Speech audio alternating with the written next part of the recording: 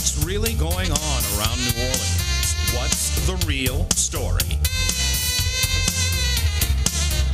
This is Between the Lines with Paul Beaulieu and Lloyd Dennis.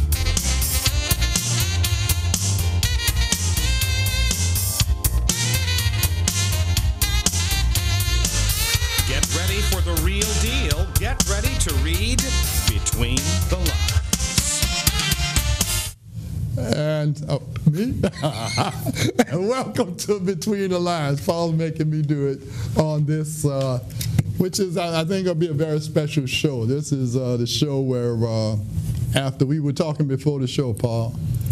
So you got to say Paul Beaulieu. I used to say it, I'm Lloyd Dennis. Oh, yeah. Right, I'll be Paul, y'all. And it's a special show, so I can be special. Yeah, we may be real special today. Paul's back, and I think it's important for people to see that you're all right. Yeah. My phone and every time I see people, they express concern. How's Paul doing? And I've been telling them, I say he's back in the saddle. He's back over at BOK on a regular basis now, and doing all right. And Paul agreed to come in and do this last show of Between the Lines after 9 years. 9 years, brother. That's right. We've been on for 9 years. Yeah, that's hard to believe. Having fun, but I looked at my car because that was the car I had when I just gotten that car when we decided to do it. It had 01 on there, right. So that's how I know it's 9 years. You know. Do you remember the motivation for putting this together? Because the show, I got to tell y'all, the show wasn't my idea. I was really, look at the car, there it is. Yeah. Me jumping in and out. I don't do that anymore. That was Kenny Chenier and what was Brother Martin's name? Lanier. That's all I knew him as, is Brother Martin, because he was a Brother Martin graduate. They did that film, and it was a great job for I tell you, that was the first time for me ever working with a professional film crew like that. Oh yeah, they were great. So when we did that, I knew this was going to be serious. Well, I knew Kenny Chenier when I was with Channel 8. Which was the ABC affiliate back then. I think Kenny Chenier was a senior at Xavier University, and I was always good friends with his father. And I was just putting an internship program together between Channel 8 at ABC affiliate and Xavier University. And I was talking to his father, and Kenny was in communications, I think. And that's how I met Kenny. Well, I knew Kenny, but that's how we got to be tight. He became an intern, and consequently, he's been here and has gone up the ranks to Mr. Man, so to speak, all of those years. But I had talked to Kenny about doing. All of my shows had been issue-oriented. I mean, the only reason I've ever gotten into media at all was to add a perspective that has traditionally been ignored in major media. In the 70s, Hank Braden and myself co-authored a column on the op-ed page for the old States Item. That was my introduction to major media. Prior to that, I'd written for the Weekly, you name it, everybody. But that was a weekly column, and again, the purpose was to show a perspective that was either ignored, people were unconscious of, not conscious of, existed, etc. And that has been my major reason. That had been my major reason for joining the media. Then when this show, when Kenny was telling me about what was happening here at Access Television, I thought that was great. I was hoping a lot of people did take advantage of that. But I wanted to do more than community. I wanted to do news, or again, just how serious issues affect the black community. And I wanted it from our perspective. All right. And I think you also wanted to take it to another level in terms of production values. Well, let me tell you, there's a piece that I forgot, because when Kenny Chenier was my intern, I was doing a weekly magazine show for Channel 8 called Dimensions. That's right. So I was in it heavy back then. Right. Plus, I was publishing a newspaper that you helped me get started, the Spectator News Journal. So I was trying to corner the market on the black perspective. I just had a lot to say, and I needed white folk to know how we felt about different issues and how they felt differently and so on. And along the way, I met some great people, great white folk. Charlie Ferguson, who was the editor of the State's Item back then. Mel Levitt, who I can never, ever say enough about, because I was on Channel 8 for 8 years and won Press Club Awards and all of that. And I was in public affairs. A lot of people thought I was in news, but I was in public affairs. And back then, public affairs was one Negro sitting out talking to another Negro about some Negro stuff. Mel gave us that opportunity to go out on location, film. Matter of fact, one of my first profiles was you. That's right. When you were breaking into photography. That's right. And I'll never forget, you had taken a photograph of, was it your father-in-law or your grandfather? My wife's grandfather. Your wife's grandfather. And when we showed that on television and the way our guys edited it, the sound man upstairs, Ray, his name was Ray, he was a white guy, but he couldn't hold back the tears. It was such a poignant shot, So all of that to me was media. So I hadn't been in it in a while when I got this show. Now, there was a void. Yeah. What I remember is there was a complete void of that black perspective in the media. In other words, you had you had 2 hours on Sunday morning at YOD with Sunday Journal, but other than that, it was a void, and there was really nothing on television. Well, there were shows. There were shows, but they were quote unquote black perspective. Right. Perspective in black. Right. It was that station's way of satisfying an FCC obligation, which they don't have to do anymore. They don't have to do anymore. And what the reason why I say Mel Levitt was so courageous is because he asked me one time. He said, "Shouldn't we call this Black Dimensions?" And I said, "No, it's Dimensions." Right. I said, when they see me sitting up there with this big old bush on my head, big old black Negro with his bush, they're gonna know it's black. Yeah. And he was down with that. Right. So I wasn't limited. I did documentaries on Storyville. I did a piece that I wish I had kept on Harry Connick Jr. when he was 9 years old, and I saw this young man singing, and it blew me away. But I did black news stories. I did police brutality. I did whatever you felt like doing. Entertainment and information. So when I left Dimensions after 8 years, there was still a couple of black perspective shows, Perspectives in Black, but they had become very tame. That's what they do. Very tame. They had become very tame. And, right. But I respect them for what they did. Mary Beale, for instance, stayed on Channel 4 forever, and there were other shows where people highlighted what was going on in the community. So I think that was good. But anyway, when I decided to come back here, I wanted a co-host, and you and I had met again during The Spectator.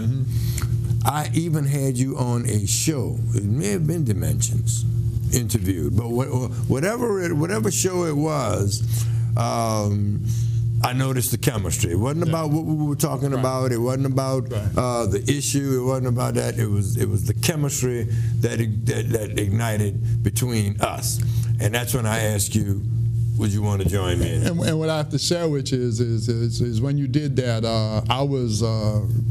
Very flattered. I was very flattered and really excited about doing this thing with my former teacher. And I had no idea, though, Paul. I had no idea. Me neither. Me neither. That this show would end up becoming what it was for the community.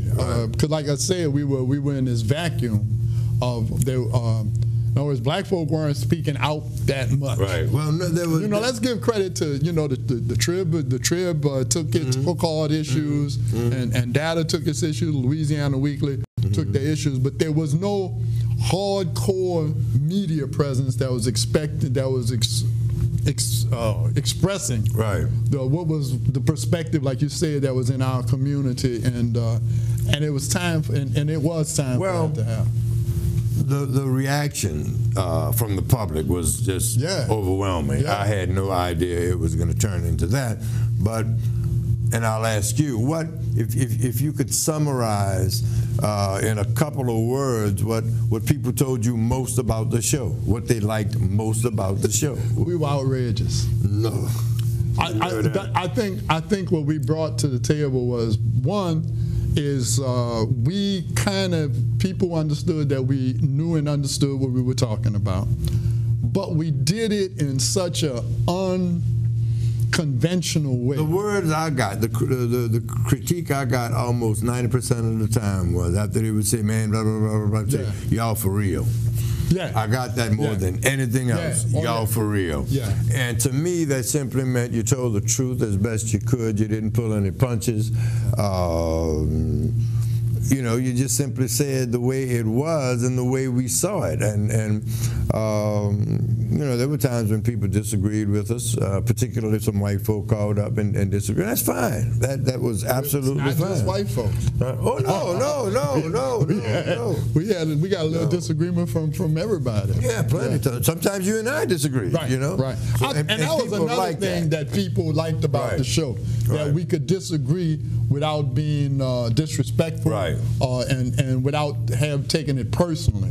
And in many ways, I've had young people actually say that they learned from watching that interaction, that you don't have to be the same to share something like this and have it constructive. And it was the first time I was part of a television show that was callback, that people could call in and talk, you know. So it was a three-way conversation, you know. It was you and me, and then us and the community. And, you know, we got some regulars, and then we got some first-time callers, and then we got some, you know, people who we had to cut off. Shut up. Yeah, you know, I did 4 years of talk radio over at WOT as a love doctor, and there were several kinds of callers.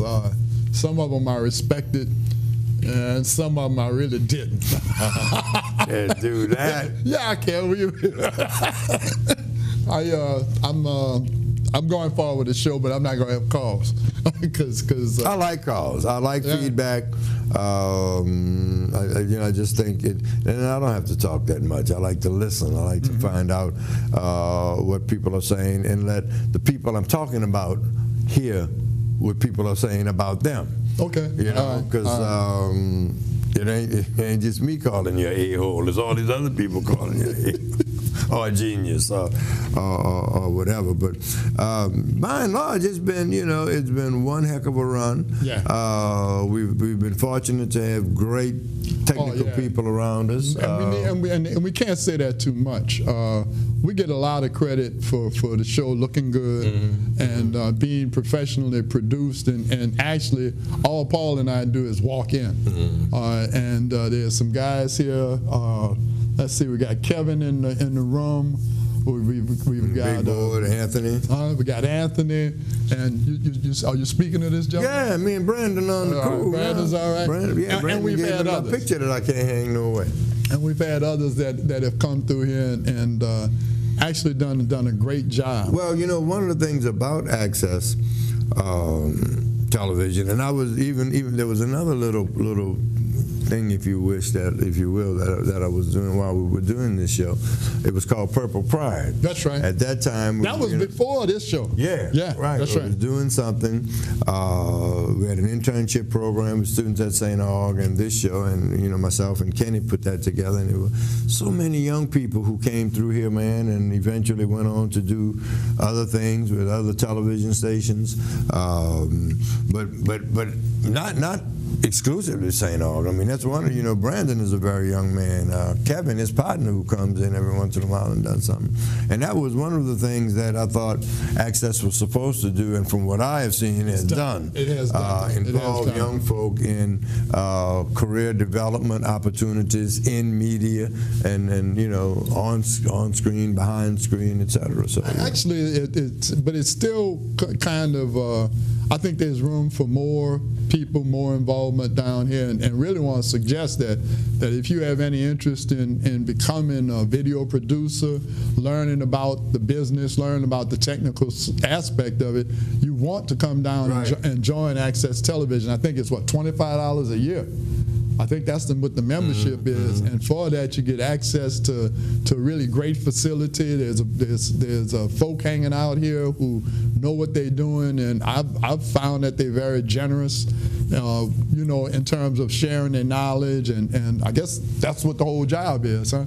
Is to help people develop those skills down there. And if y'all want to put the phone number up, if anybody wants to call, we can take a call. Any final questions, That's it. I might answer. I might. You might not. I'm kidding. I'm kidding. One of the other things too that I thought was important about this show, and by us running so long, running 9 years, and getting the kind of response you got, we got is that I think by and large we both were able to keep our feet on the ground. Because, I've seen what television can do to people. You get into that star syndrome, and I'm this and I'm that, and you ain't nothing. Well, it does give you, it gives you a presence that sometimes is a little bit bigger than life. But there's a joke in my house that don't send Dad to Walmart. If you're in a hurry, don't send Dad to Walmart because because of this show, when I go to Walmart, it's usually 20 minutes in and 20 minutes out because there's. Well, Walgreens was like that with me. Okay. And the thing about Walgreens, it would be these nice little old ladies, and it would take them like 20 minutes to get out. Yeah. And I'd be wanting to say, Papa. But you got to stand up and. And it's an honor. It's an honor and a privilege to be recognized, for one, by your elders, two, by just anybody, and to get, for the most part, I would say, Lloyd, 99% of the reaction I've gotten to this show has been positive. I can't remember. But I remember one in particular. Remember the one I told you about? The reason I bought my shotgun? In person? Yeah. Really? No. Yeah. I'm in Walmart. This gentleman walks up, confronts me, walks right up into my space, starts calling me the hate doctor. Oh, wow. You're the hate doctor. White guy? Yeah. Oh, yeah. Well, you're the hate doctor. But hate mean love. Blah, blah, blah. And at the time, I was wondering whether I should hit him now, because I didn't know what he was going to do. Yeah. I had no idea what this joke was going to do, and he was full of that. Full of some rage, I dare you talking about that white book. I dare you. And listen, Lucky that's all he called you. Lucky he didn't do like Dr. Lloyd. No, it wasn't gonna be that. It wasn't gonna be that far. But anyway, this was right after Barack Obama got elected. Oh, Lord. And I remember people mad now. I remember walking out of the parking lot. I told my wife, I said, you know what? I have never owned a weapon in my life. I lived in the hood all my life. Never felt, but I said, you know what? I am too easy to find, and we are too outrageous, and there's too much white anger going on. It might be best if I had my Mossberg. 8 shots, y'all. 8 shots. All right, 8 shots. So. But that's the story of the well, worst. I had quite. What's your best and what's your worst? I've never had a worst. I had something that I thought was going to be a worst. It was in Walmart, and this white guy came up to me, and he was like, you're on that show Between the Lines, huh? You're Paul Beaulieu, just like that. So, I got a can of soup. I'm ready to just put Campbell all over his forehead. I don't care how old he is. I said, yes, that's me, sir. He said, I don't miss it. I love it. Now I've gotten a lot of that. But that shocked me. That was just the opposite. I've gotten a lot of that. I've gotten a lot of that from black and white people. Oh yeah, I've gotten it from black people, but I never. But I'm gonna tell you that day. I don't know if it didn't shake me. It just said. It's easy to find your address. Oh yeah. You need to do. Well, I've gotten a lot of I've gotten. Dookie Chase is one of my favorite places. I've gotten a lot of comments that white people just walk up to you. I watch your show, and I'm like waiting, and it's like it's very interesting or whatever.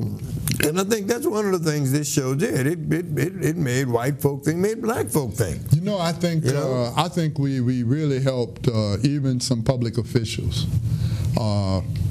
Really? Yeah, I think we've helped some public officials understand some things, understand that there is some angst and anger in the African American community that they may not have been aware of. I think lots of times when people think about angst, anger, militancy, stuff like that, they think about youth. Mm-hmm. And for us as two fully fleshed out adult, well, we've had some going off. Yeah, but you know what? There was not that I'm a fan of his. I even hate to mention his name, but Rush Limbaugh once said that this is the entertainment business, and that you can inform, but you better entertain. And one of the things that I got to give you most of the credit for this, Paul, is that you have found ways to make this show funny. You have not been, some people when they're in a position like that will become prim, proper, prissy, full of. Oh, I need tape. Full of crap. You never did that. No, in other words, I'd like to be prim. I'd like to, because and we're gonna take this call. If I were prim and proper, it would fall. Maybe I could have been a big Negro. You see, I got a thing called a big Negro. Yeah, man. The big Negroes are the Negroes that the white folk bless. That's right. The white folk anoint. You go now, a big Negro. The go-to guy. And you can hit up my study. That's in that book too. Go to my clubs. You can join my club. That's in that book. You can have dinner with me. See, and I know all the vocabulary. Yeah. I even know how to act. I got the ties. I got all. But it's just. Can't be a big Negro. Man. Oh man, yeah, you blown it now. Can't be a big. I ain't never been. I ain't got no awards. I ain't been nothing. Biggest award I get is in Walgreens when that old lady say,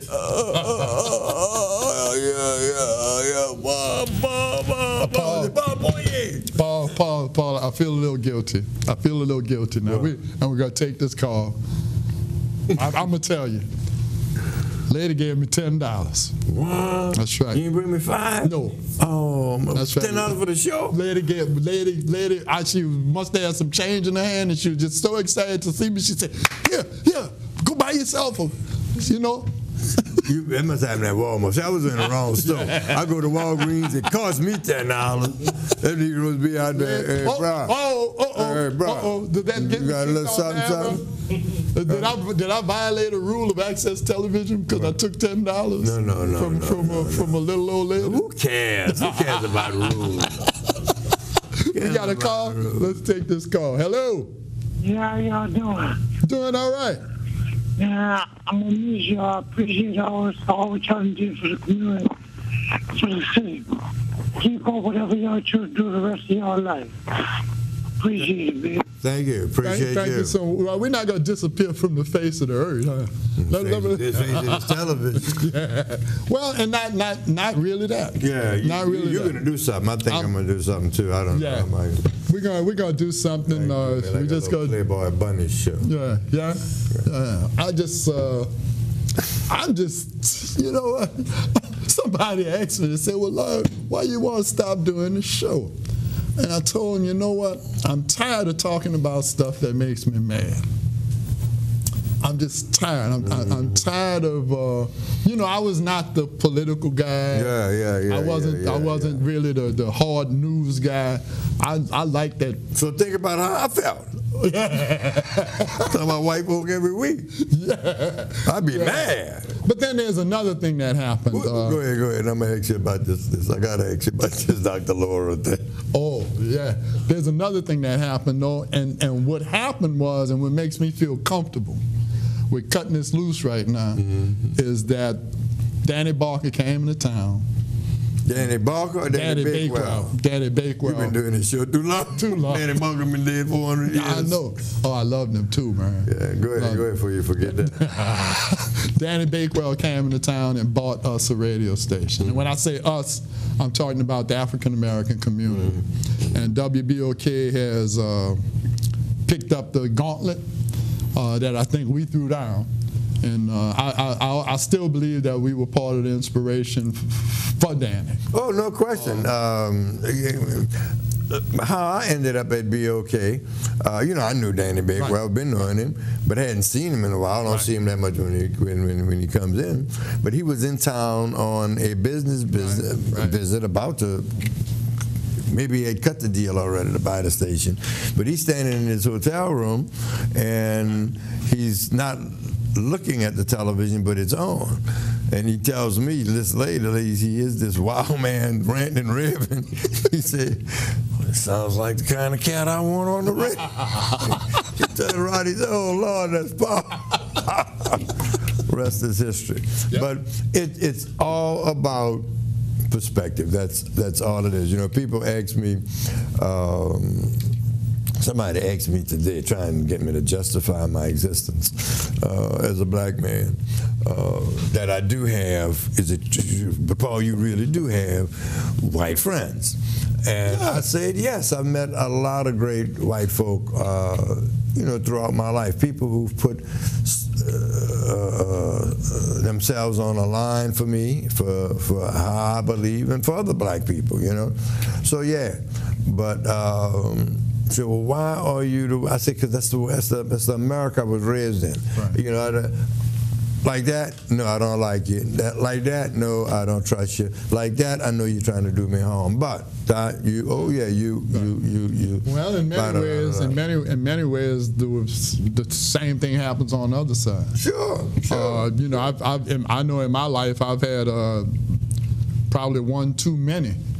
European Americans say, Lloyd, you're not like the, and kind of catch themselves before they get it out their mouth. Yes, I am. And I am. Yes, I am. Give me your my point is, yes, I am. You just don't know them. Yeah. You're reading the newspaper and watching the news, watching television too much. You really don't know the people that you just passed judgment on. We got a call. Let's take a call. I think. You got a call? Yeah. Hello. Hello? Hello? Gone with the wind. They're gone? Yeah. What would we say? Knowing the people that you pass judgment on, sometimes, but the perspective is just funny, and in this business you get a chance to see different perspectives. You get a chance to comment on it. Let me go back to that Dr. Laura thing. Oh. That was funny to me.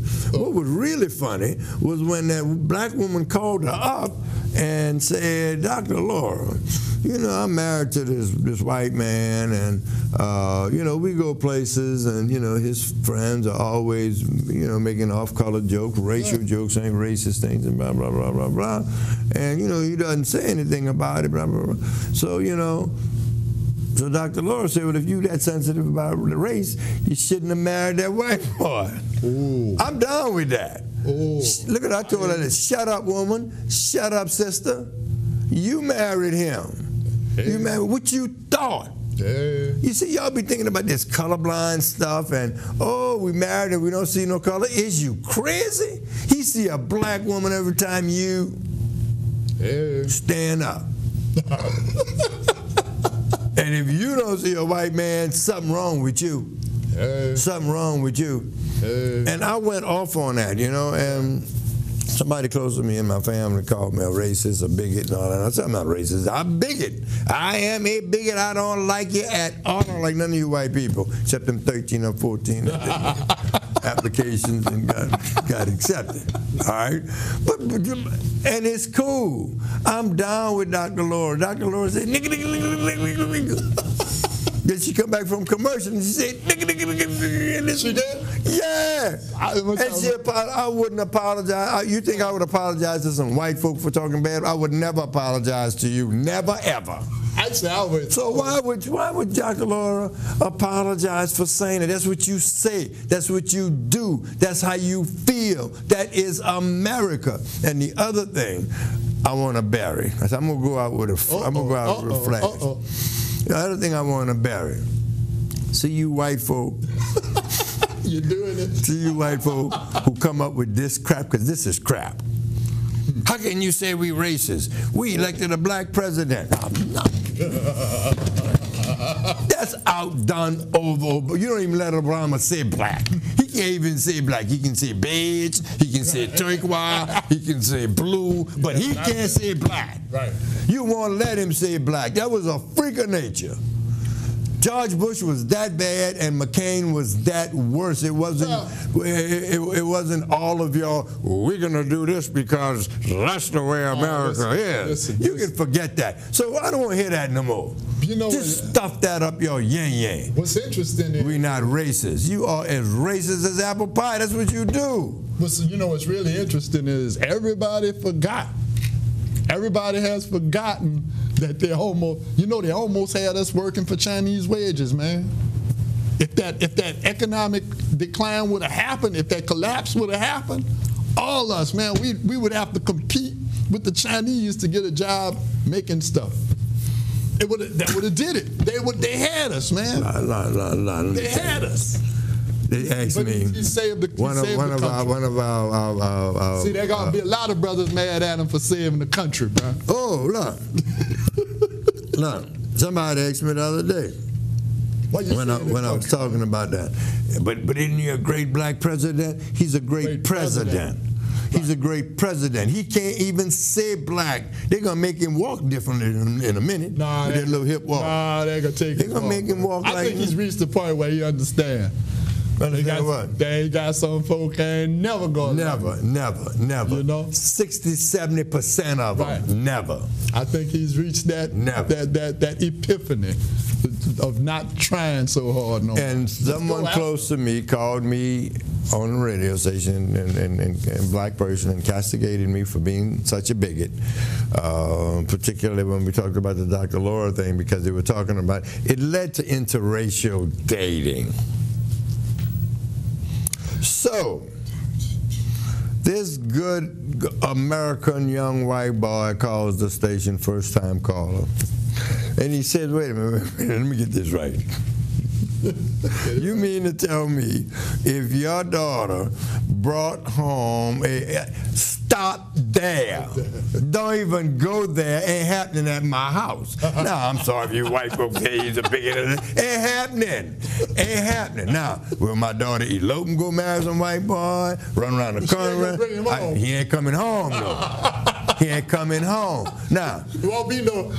Guess who's coming to dinner? None of that. So do I promote that? No, that's just me. That's what you taught me, white folk. That's what your country taught me. Stay away from me and stay away from my family. And I raised my daughters to understand that, and they're coming. I don't care what schools you go to, how many of them white folk you be around and love and kissing, and they're coming. Yeah. It's coming, and when it comes, I want you to be prepared. That has been something that. But that's just me. No, it's not just you. Really? It's not just you. Well, we had a call, right, and he asked me. He said on the radio show the other day. He was saying, "I agree with all that, Mr.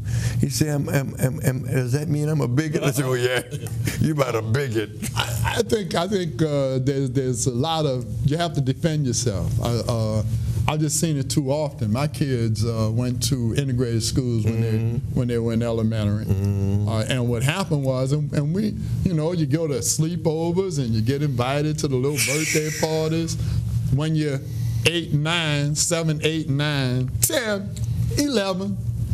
But once the voice starts changing, and once puberty comes, it didn't happen that way no more. Well, but the kids were prepared because we kind of let them understand. Listen, at that point in time, people kind of go back. I will say this: in spite of moi,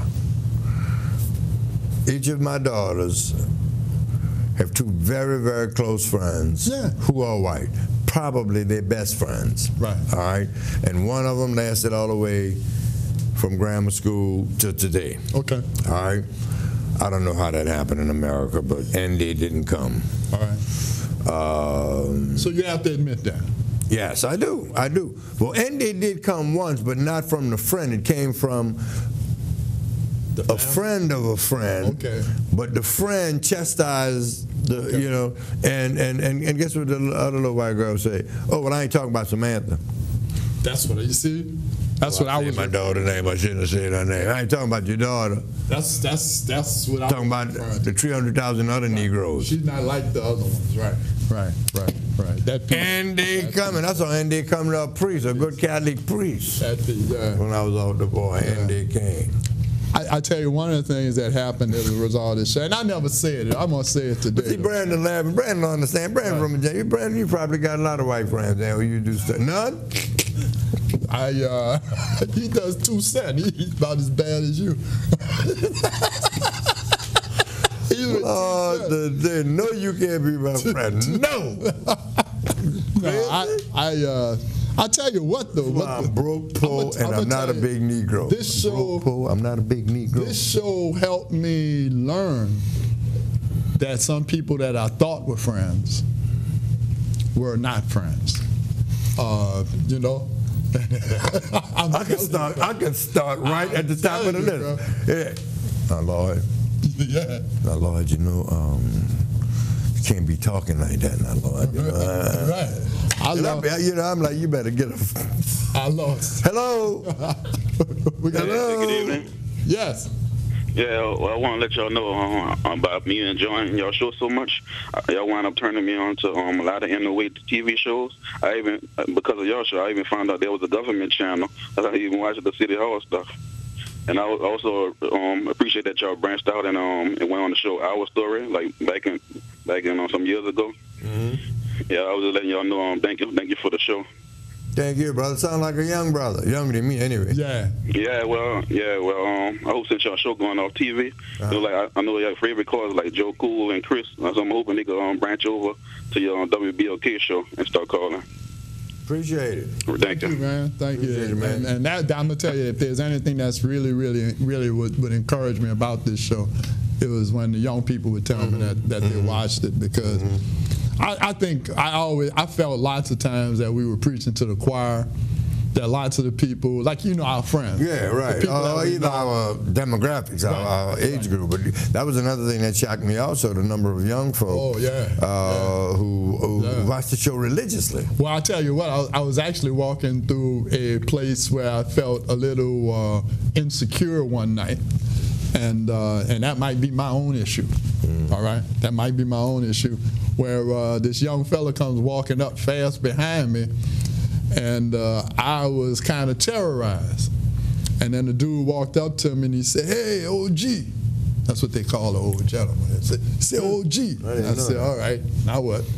I'd have told him your mama's OG. No, you wouldn't have. No, you would not have. And he said, "Man, I love y'all show. I love y'all show." And look, it was a relief. I didn't have to change my underwear or nothing. Yeah. But that's something that I'm having to deal with in my own mind, is that I'm even conditioned that under certain circumstances, when I see a young black man, fear comes up, and I'm having to really work with that and deal with that, and that's something that I always tell people, is that when you see somebody and you don't know them, and you experience fear, that's not them. They didn't cause that. That's you that's causing that, and believe watching too much television, watching too many movies or whatever. But anyway, we got a caller? 2 callers. Oh, let's talk to the people. Hello. Hello? Hello. Yes. How are you? Doing well. I just wanted to say that I've enjoyed your show over the years. When I came back from Hurricane Katrina, we were blessed enough that we didn't get water in our house, and I still had videotapes of your old shows. I want to say that I will miss seeing Paul, but I still listen to him every evening on WBOK anyway. But I loved his frankness. His courage and saying what's really on his mind and just telling it like it is and not expressing things in milquetoast terms. We, as a people, have to, say things like they are and just face reality. And that's what I love about him.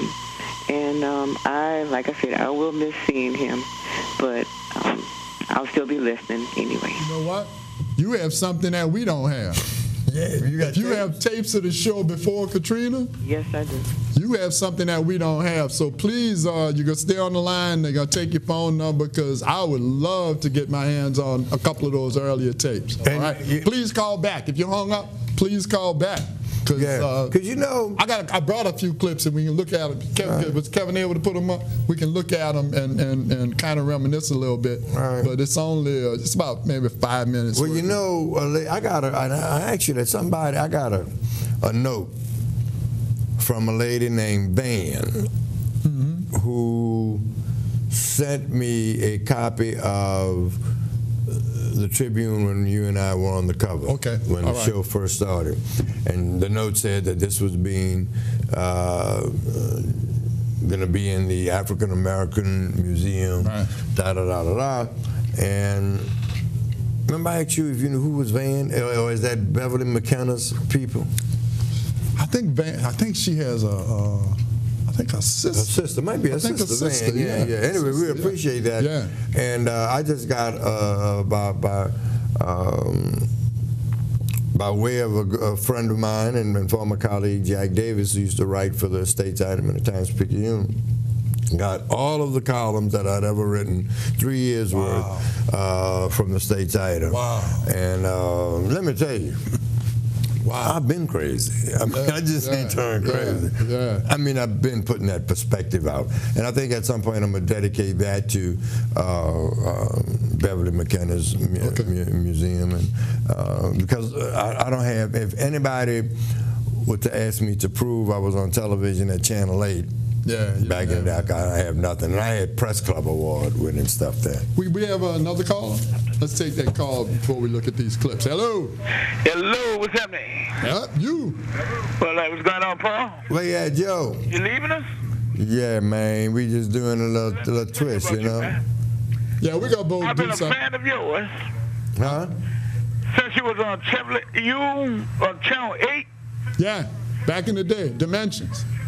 You and Beverly Counts used to be married to Bob Tucker. It's the only reason why I used to look at TV. You always had a catching. And man, what I like about y'all show, y'all allow people like myself to express themselves. And I'm sorry to see you going, man. Appreciate it, bro. Appreciate it. All right. We'll have other venues, I'm sure, where I was just telling Lloyd that's part of the excitement for me, for people to call in and express themselves. We got about. I was a little late getting in here. I prepared like four little clips. Yeah, let's see them. Let's kind of look at them. Look at them all at one time. Yeah, or they got about 2-second pause in between them. Yeah, because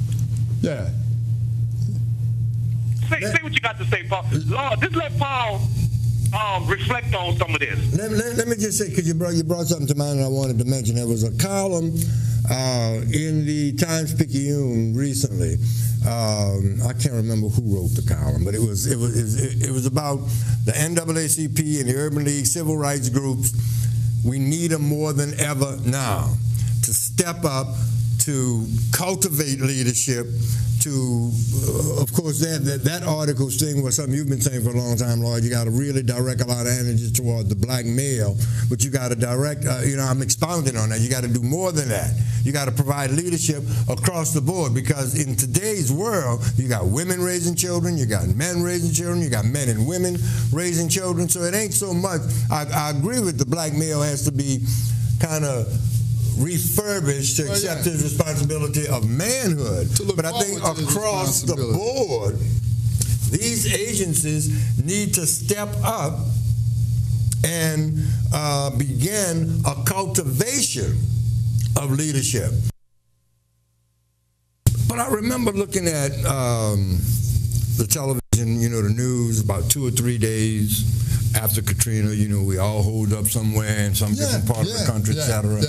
And I'm looking at the devastation, I'm looking at the water, and then when I did finally get a chance to come and see it firsthand, people were saying, and I agree, 5 to 10 years, this is a major rebuilding effort. The city was practically destroyed. So if I have any tolerance, it's because I know what a major job it is to rebuild. My intolerance and my anger stems from the response of the so-called leaders to the people. I can't ever remember a people being so messed over, so screwed, than the victims of Katrina in New Orleans. Okay, the hurricane destroyed everything you got, just about. And leadership at all levels failed us. You had finger pointing, you had incompetence, it just failed us. The federal leadership, the state leadership, the city leadership, flat out failed us. You get an F on that. The insurance companies, we weren't 1 week old in terms of the disaster when the insurance companies were telling you what they're not going to pay. Now here's some, I don't need it right now, but here's some who are in the risk business. That is their business. But no, we don't want to be in the risk. We just want your money. Their first thing was telling us what they're not going to pay for. Right. The road home, a joke, an absolute joke.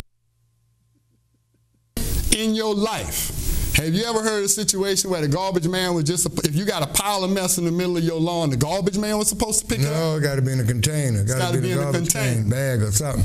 Well, that seems to say what it says right here in the bid specs for the contract.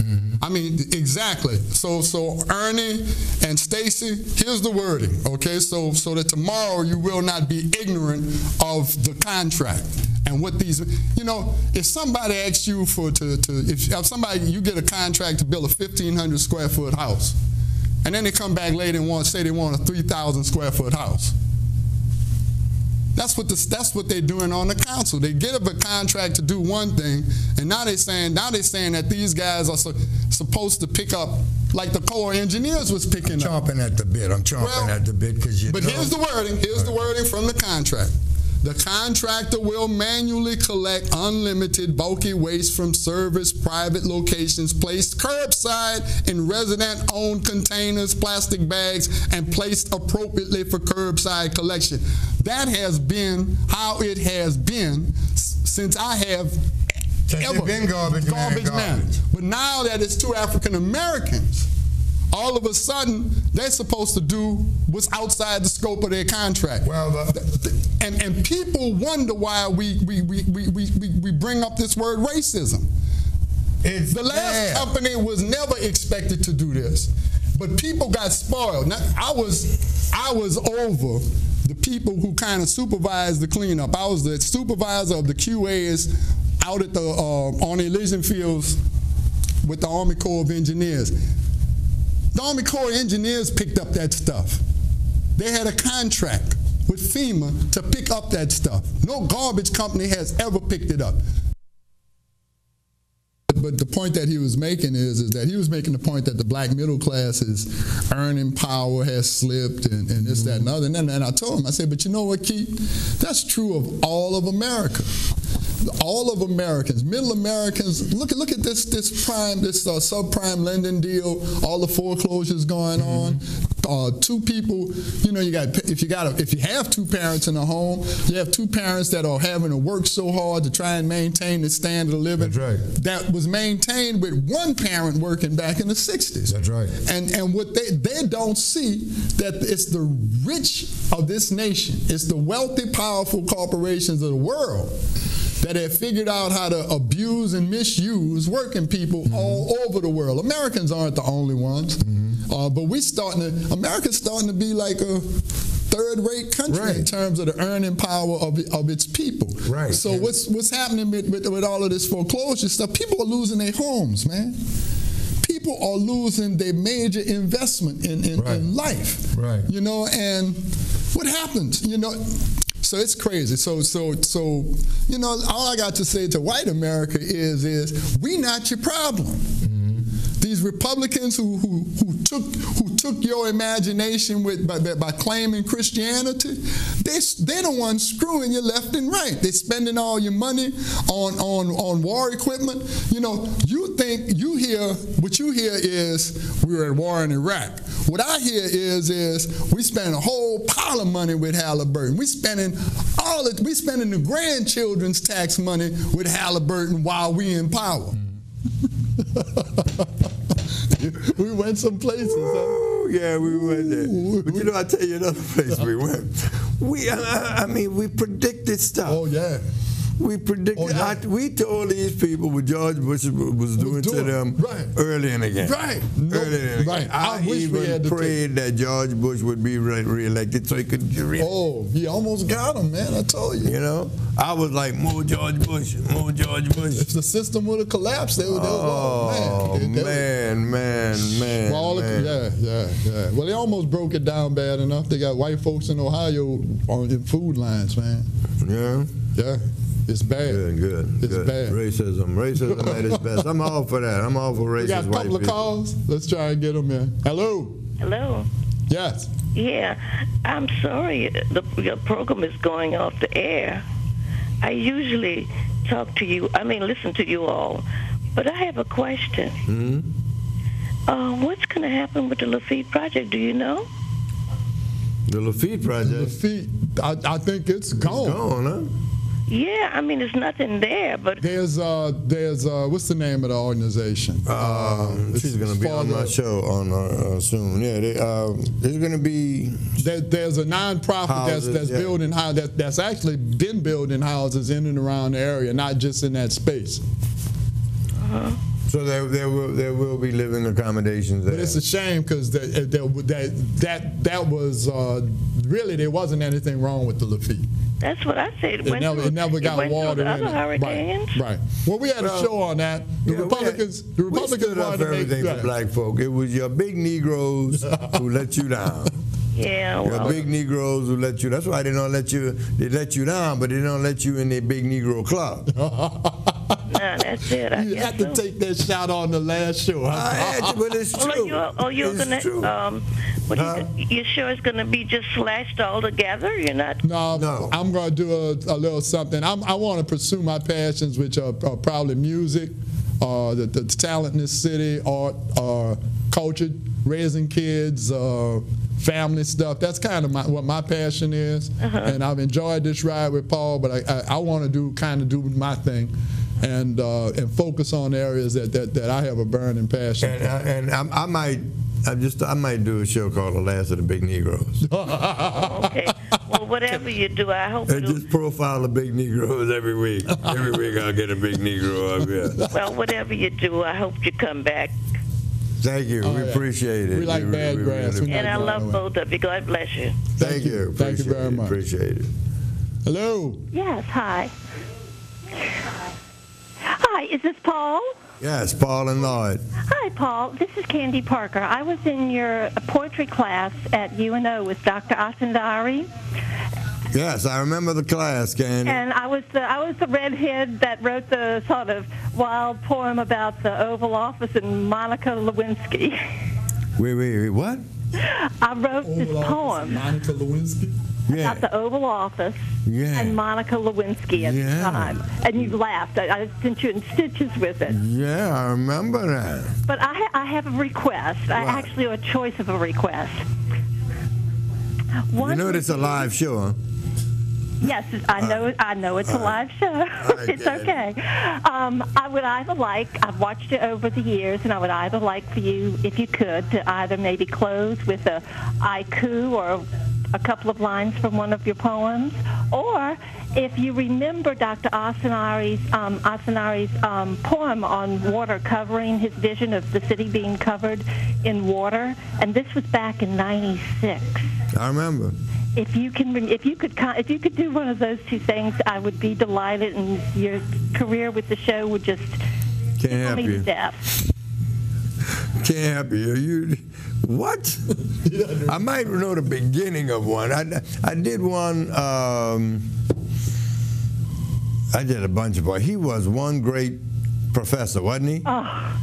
I mean, what's his name again? Dr. Asanari. I met him through Dr. Mackie Blanton at UNO. He was wow. That's all I could say. Wow. I can't wait to go back to college. You know. I got an A out of that class. I got an A too. We worked hard. Yeah. But then I hate to say it, I got the next class I had.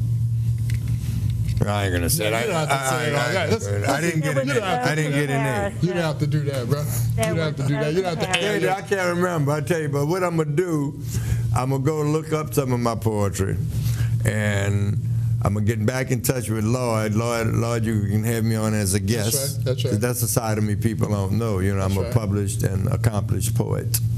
I'm a big Negro in that sense.